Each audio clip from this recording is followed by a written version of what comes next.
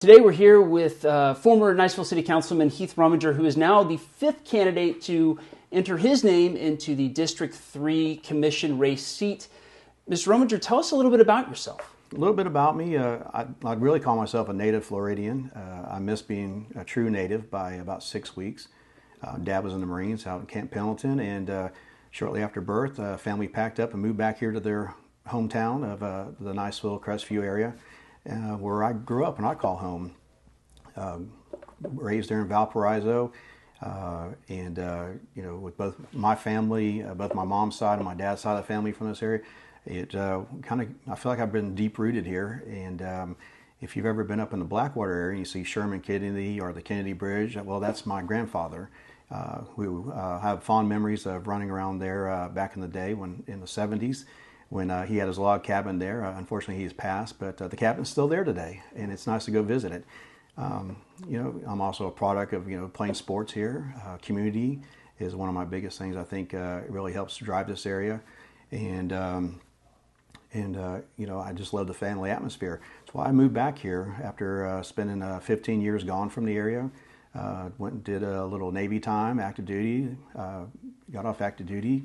Went and commissioned in the reserves, and come back to raise a family, and that's what I did. And I couldn't be happier to do it in a place like Niceville.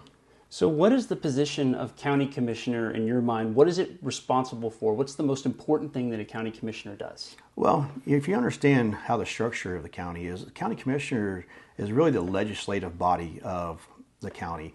We have an administrator that handles all the day-to-day operations, and they're the ones charged with making that stuff happen. So as a commissioner, we're more or less oversight. We're the governing body that the county employees come to make things happen.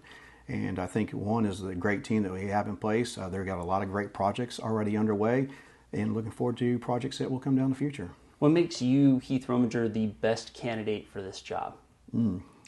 There's a lot of great attributes that people bring to the table, but I think one is I think common sense approach to what we do. Conservatism is one of the other things. And are we spending our money smartly?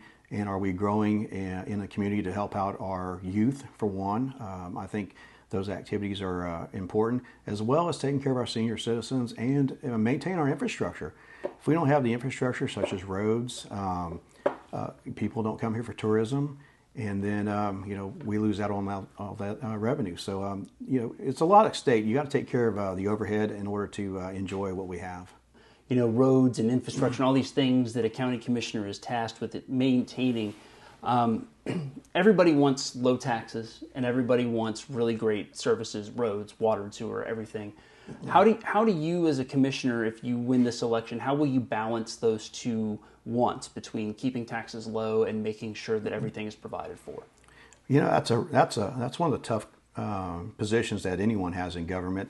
As you grow, obviously infrastructure grows, responsibilities, commitments, upkeep. So those are the kind of things that one is you got to make sure that if you get rid of the wasteful spending, the things that aren't needed anymore, make sure that we are hitting the growth that we need to, and just again a common sense approach to, are we doing business right? One of the things that's been big for this county in the last almost half a decade, right? A little bit more than half a decade, is this half-cent sales tax. Are you in favor of the half-cent sales tax? And if so, or if not, why? Well, half-cent sales tax I think is really kind of a model of how we should be taxed to begin with. That's a pass-through for us because our tourism pays for that. We pay for it in our daily spending habits. I would say the one question I've always been asked, if I was ever president of the United States, we would do away with the tax and make it a flat value-added tax like they have in Europe, where you pay your taxes at the register based on your spending habits. I think expecting the consumer to pay taxes on their hard-earned money is, I just don't agree with that. But the half-cent sales tax, in my opinion, it's based on user and the amount of traffic that we have through the county. And so with it coming up in 2028, I think is when the county renews, are you going to be in favor of another half-cent sales tax then? Well, we'd have to see how we've done with the current sales tax. Did we meet our goals? Did we meet our commitments? Was it used appropriately? So there's a lot of questions to be asked to whether or not to support something like that or not again. So if you win election 2024, you'll have a term until 2028. What do you want to have done, accomplished, and finished by 2028? That's a very loaded question. It's what can we do? I think one is obviously create the responsible growth that we have. I'd like to see us start building upwards instead of outwards. I think one is, we are land stricken. And I know the north end of the county, they really enjoy the rural aspect of their daily lives. I enjoy it. My in-laws live up there, and I enjoy going up there to the country and relaxing. So I think the biggest thing is are we going up with housing? Affordable housing is always a hot topic. Are we building apartments that are affordable? Those are some of the things that I like to see us get into. One is we've been fortunate. Our property values have skyrocketed over the past few years. You could buy a half-acre lot for $35,000. Now it's $110,000. So that's really the responsible driving force behind why it is so expensive to live here. One of the issues here in the South End that we see much more of, maybe than in the North End, but they still have some of these issues, are stormwater funding. We are short about $70 million on stormwater funding. As a county commissioner, how would you address our issues with stormwater, and what would you look for in terms of prioritizing those stormwater issues? Well, they say, how do you eat an elephant? One bite at a time.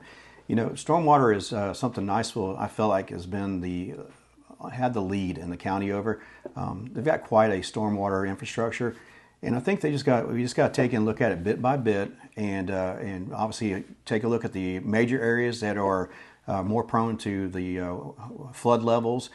Make sure we take care of those, and then we work to the other areas that aren't so flooded, and retain the rain like it normally does. So, as a former Niceville City Councilman, you served on the council for 2 terms.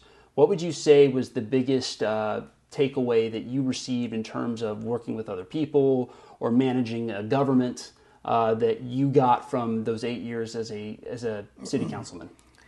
Well, like anything, it's all about relationships, and you've got to have those relationships. I know the county's a pretty well tight niche environment. Continue that relationship building, and to as we grow together.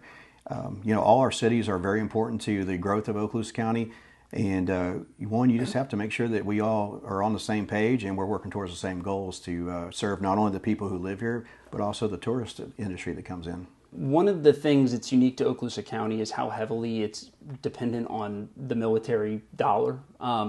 So the last official report that I could find said that 2/3 of every dollar that gets earned here is made on Eglin or Hurlburt. Mm-hmm. I've heard numbers higher than 77-78% that go there. And the rest of that is probably tourism and then a little bit of something else. How do we diversify our economy to harden ourselves for a storm issue that might come up, like a Hurricane Michael that devastated Tyndall? How do we prepare ourselves for something like that? That's a good question. How do you prepare yourself for something like that? Any acts of God are just can be devastating. What we saw over there in Michael was just, haven't seen that area, doing some renovations over there. It was an ugly situation. So one is you got to be quick response. Make sure you have some reserves set aside for yourself, and you can be self-sufficient in a time of need. But as a community, we got to come together too and help get the roads back opened up. Make sure debris are taken care of, power lines, safety, things like that, and having a good government infrastructure to come in and provide assistance if need so. We do have FEMA that'll come in and help out, which is obviously a huge part of the rescue plan to come in and make sure families are going to be fine. But prepare yourself too. We are in a prone area for this, and prepare for yourself and be willing to help out in the community. Looking a little bit more long term on the issues that we might see from a storm, right? Like if we were to get hit by a hurricane, we might lose a lot of manning at Eglin for a little bit, or we might not see as many tourists that coming year. Is there a way that Okaloosa County's government should help diversify our economy in order to ensure that we have a more robust economy for acts of God like that? Mm-hmm. Well, how do you diversify this area? It's tough because military is a huge presence, and also our tourism is a huge presence. So to diversify from that, I don't have an answer for that because this is our community. Started out as a fishing village in Destin, trickled its way. Boggy used to be a major hub between here, Pensacola, Panama City. Fishing villages there. Turpentine, logging. So with the industry coming in, such as the Shoal River Ranch being built, that's a way to do it too as well. But you're still dependent on a lot of military as well. I think the biggest thing that works against us, we're in a hurricane zone. So I think that's going to deter a lot of businesses that come down here to risk potentials for having to disrupt their business based on the storm. So you're a small businessman yourself. You employ people, and a big issue that we have here locally, especially for people that are employees that are coming into work here, is that there's not a whole lot of affordable housing in this area. As a county commissioner, what would you do or aim to do in order to alleviate some of the housing shortage that we have here in Okaloosa County right now? Well, again, build up. Look for those apartments and condos that would be a little more affordable. You can't really branch out with the HUD so much, or PUD, the public housing. That's geared towards this very specific group of people. But I think really the biggest thing for us is you got to build up. You look at all the college towns, you look at any other major city, and they have tons of apartments for people for affordable housing. So, go up instead of out. Perfect. I've asked you a lot of questions. Is there anything that I should have asked you or that you want the voters to know about you here from this interview? Well, I tell you, one is I think, the biggest thing is I am conservative. I'm community oriented and really kind of just, here to maintain order and the will of the people, because I do believe government should be small and it should be about the people and what they want. So I'll be looking forward to further inputs. Perfect. Thank you, former Councilman Rominger. Best of luck in this campaign. Thank you.